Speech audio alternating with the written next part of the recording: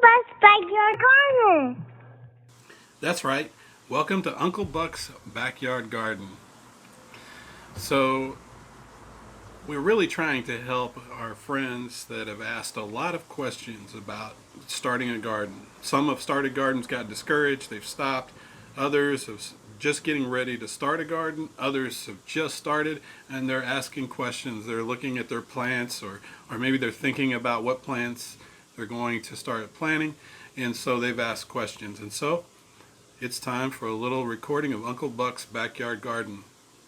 About 5 years ago, we had an 80-pound boxer that passed away, and at that time, I picked up my childhood and all the planting and all the big gardens we had back then and started my own garden, and it's just continued to expand here.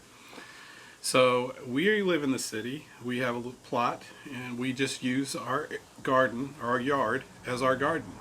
Whether you're in an apartment and you're using pots and you're growing herbs, it doesn't matter. You can have some type, almost everybody can have some type of little garden. So let's get started with the topics that people ask: where, when, and what.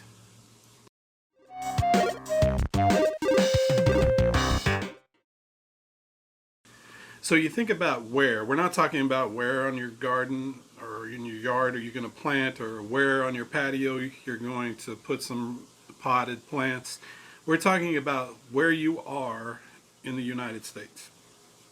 If you look online, there is a planting zones. There's zones. Those zones actually help you know what to plant and when to plant.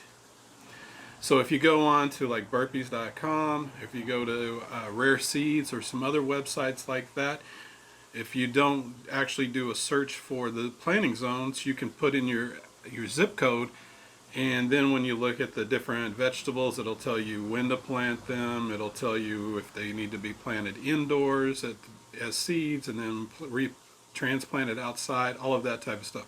So it's very important. And the reason why is because it helps you know when the last freeze is, and when that last freeze is determines when you start planting in the spring or in the late winter. And then also it'll help you plant throughout the year. When are you going to plant those types of vegetables? It really helps. Those planting zones are important. The next topic is when.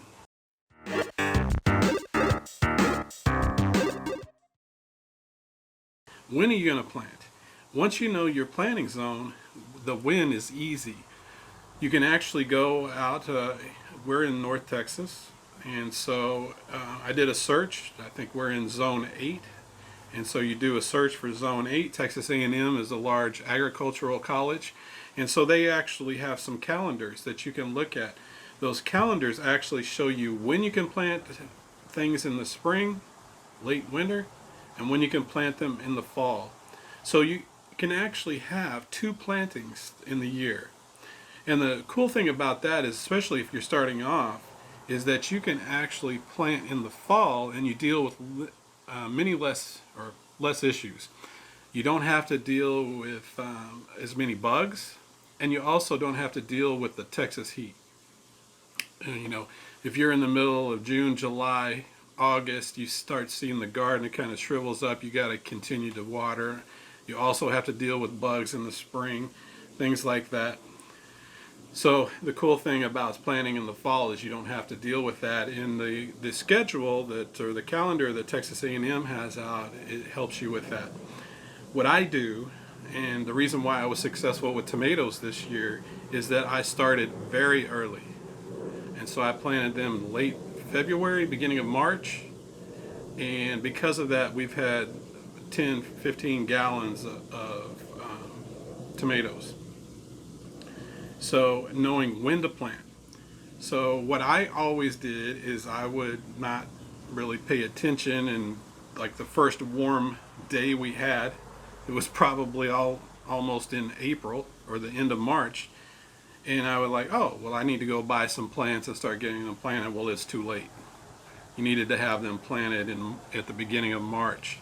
And so what I've done is I've actually, in my phone, in the calendar app, I have yearly reminders. This is when I need to plant tomatoes. This is, or the spring type, winter type plantings. This is when I need to plant okra or whatever you're wanting to plant. You can take that calendar from your planting or your zone, and you can put that in your phone, and it helps you remember, okay, whoa, wait a minute, I need to get some stuff into the ground. Even though it might be a little cool and rainy outside, it's time to start getting planted, really before you even think about it. And then the next thing is what? What are you going to plant? Are you going to start with seeds? Or are you going to start with little plants? This actually is a plant I started from seed, but it's a reused plant from the company Bonnie, which are at most of your big box stores. So at the big box stores, they're like $3.50 to $4. It's your they have kind of a generic selection. Then at your nurseries, they'll have more selection many times, but it'll be like $5 for each plant. But for about that much, you can get a whole pack of seeds. So starting off things as seed is a much more cost-efficient way to handle things. But if you're just starting, you don't want the first time or first few times around, you don't want to start from seed, that's okay. Start with the plants. Find a few plants that you like. What I really suggest is I suggest a few plants that are easy to grow. That helps people get started. Even I plant some things that are easy to grow, and then I'll try to introduce something that's a little more difficult. Like tomatoes, I'm still learning about tomatoes. I'm still learning about planting squash in Texas and growing it. I'm still learning how to grow good cucumbers in the Texas heat. And so I always plant okra, I always plant radishes, I always plant like kale and greens, collard greens, and those things are easier to grow. And then I mix other things in and try to learn from those things. What I don't want to do is I don't want to get discouraged, and I don't want you to get discouraged. So don't get discouraged. Plant something, see what's successful, try to build on it. Reach out to your friends. If you have friends that are gardening, maybe they have some extra seed, or maybe they've got some herbs. Right outside of the shot is a basil plant right here. Basil is easy to grow. It's an herb that is very good with tomatoes, things like that, and Italian food. And it will grow during the heat of the summer. Cilantro will not. So cilantro is cold weather. So you need to really plant cilantro in the fall. And so knowing these things, knowing your zone, knowing when to plant, and knowing what to plant will help you be successful. The other thing that I didn't mention is there's also a thing called bare roots. So bare roots are basically what they say. It's just the roots of a plant, and just the very top are what they generally call the crown. So if you go onto burpees.com and you look and you say they've got live plants, well, you can buy strawberries as a live plant. Well, you're going to get one little plant, and they're more expensive. Or you can buy the bare roots. You can get like 25 bare root plants. And interestingly, with strawberries, what you do is when you get those roots, you take them, you put them in water, warm water. It kind of brings them back to life, and then you go plant those bare roots. That's the same thing with asparagus. Asparagus is easy to grow, like the other things I talked about, like okra, collard greens, peppers, things like that. Those are easier things to grow. But what happens with asparagus, you order the bare roots, you go out, you plant them, you actually plant where the crown is just below the top of the dirt. The roots are down, you kind of build a little mound, and then those asparagus plants start growing. Well, they'll grow 8 to 10 feet tall. The roots will grow 8 to 10 feet deep. But it takes 2 or 3 years before you can actually harvest some of that. So this is just some of the types of things that help people be successful. Reach out to your friends that are gardening. What is successful for them in your area? When do they start planting? What do they plant? What do they find is the easiest thing to plant? And then that will help you get started. So if you want to start with seeds, you can. Just make sure you get a potting mix that doesn't really have any wood in it. You don't want that type of mulch in your soil. So take the seeds.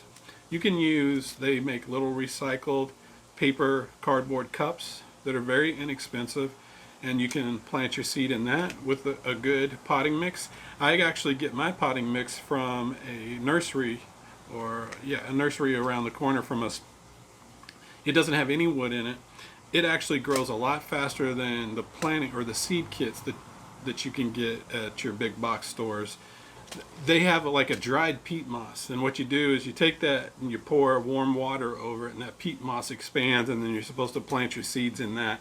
I find that actually a really good potting mix, a really nice no mulch potting mix is better.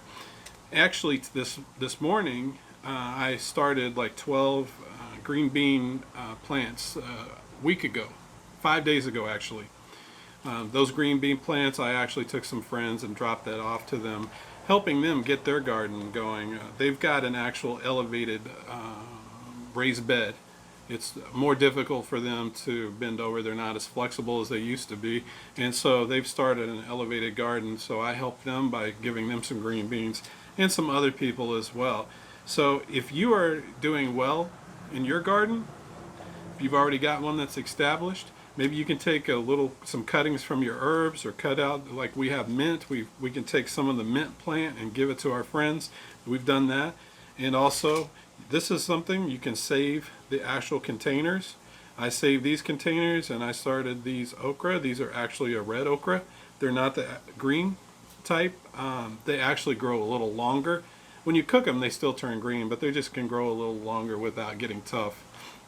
So that's the types of things that we want to do, is just encourage our friends that want to start a garden to know when they can plant based on their zone and what types of things that they can plant.